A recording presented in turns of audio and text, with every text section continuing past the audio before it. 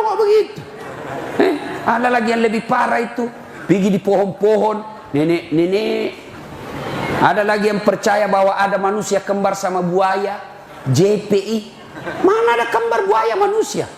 Tidak ada itu. Yang ada manusia jadi buaya darat.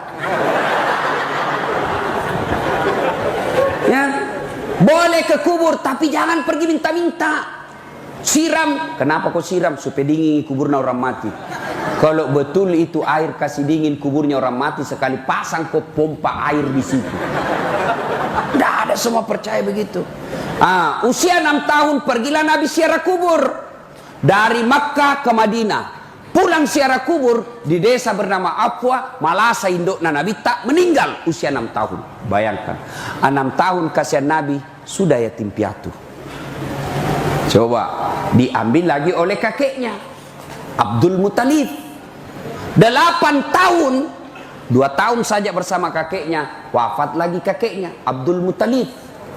Coba baru 8 tahun, biu-biu nih kasih 6 tahun nala si nenena kakeknya mati sih, nala murena Abu Talib diambil usia 9 bulan, 9 tahun Nabi sudah mulai menjadi pengembala domba, pengembala makampi nih Nabi tak 9 tahun.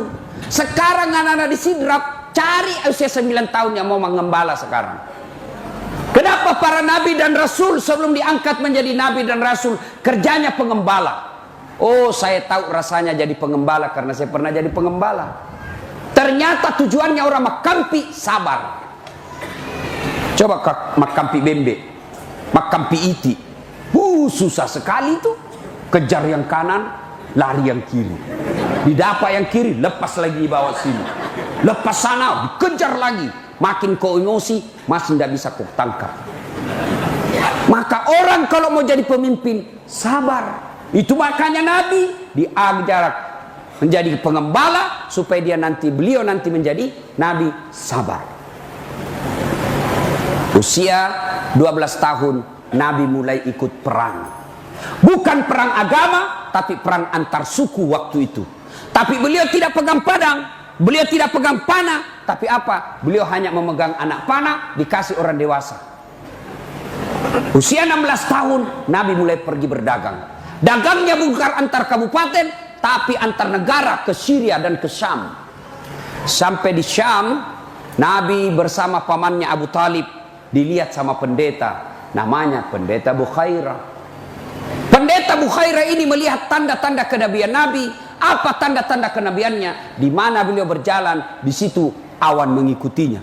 Nabi ke kanan, awan ke kanan. Nabi ke kiri, awan ke kiri. Nabi maju, awan maju. Pendeta Bukhairah berkata, "Wih, ini tanda-tanda Nabi."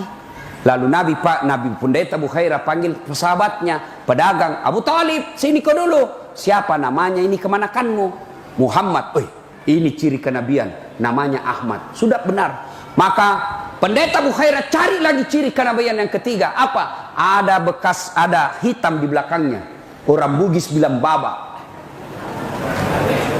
Apa bahasa Indonesia baba? Hah? Tompel. Tompel itu di sini. Apa? Apa? Saya kasih hadiah kalau ada tahu. Apa? Hah? Tanda lahir. Bengkok telinga juga tanda lahir. Apa? Bahasa Indonesianya baba, ya baba. Tidak ada bahasa Indonesia baba, pokoknya baba. Bapak kalau sudah tahu, orang bilang baba pasti sudah tahu. Nah, ada di sini. Pendeta Bukhairah lihat, oh, tanda kenabian dalam Injil. 1, dilindungi oleh awan.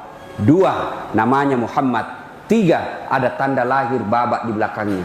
Maka pendeta Bukhairah panggil Abu Talib. "Abu Talib, bawa pulang ini kemanakanmu." Inilah yang dicari orang Yahudi. Kalau didapat orang Yahudi, dia bunuh ini kemanakanmu. Bawa pulang. Pulang Nabi. Usia 25 tahun. Nabi kemudian bekerja seorang janda bangsawan Madinah. Namanya Khadijah. Khadijah jatuh cinta sama Nabi. Lalu Nabi bekerja disiplin, jujur, bagus pekerjaannya. Khadijah selalu sebut ini Nabi. Maka sisi Pak Muhammad malempu.